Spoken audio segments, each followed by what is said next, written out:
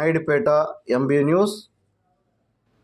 అమ్మో పొగడు చెట్లు, డివైడర్ బద్దలవ్వాల్సిందే.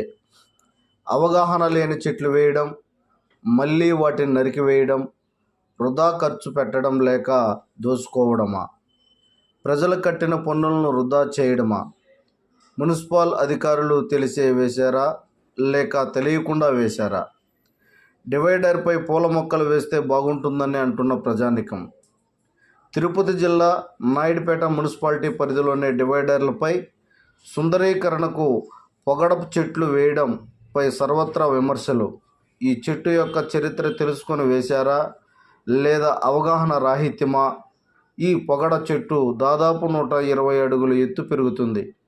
దీని చుట్టుకొలత 9 అడుగులు ఉంటుంది. అంటే అంత లావు పెరుగుతుందని అర్థం.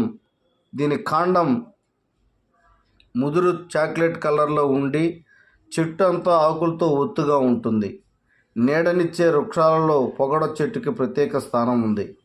బ్యూటిఫుల్, సువాసనంగా ఉంటాయి కాబట్టి ఉద్యానవనాల్లో అలంకరణంగా, వృక్షంగా గాక వీటిని ఎక్కువగా నీడ కోసం రహదారులు ఇరువైపులా వేస్తూ ఉంటారు.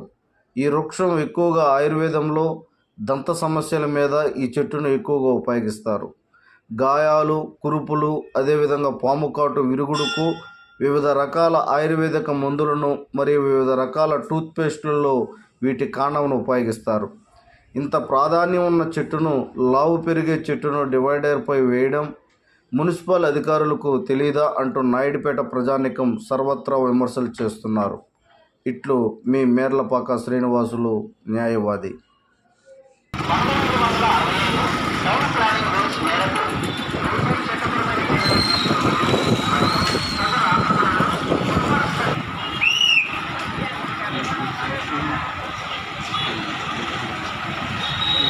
చాలు కదా.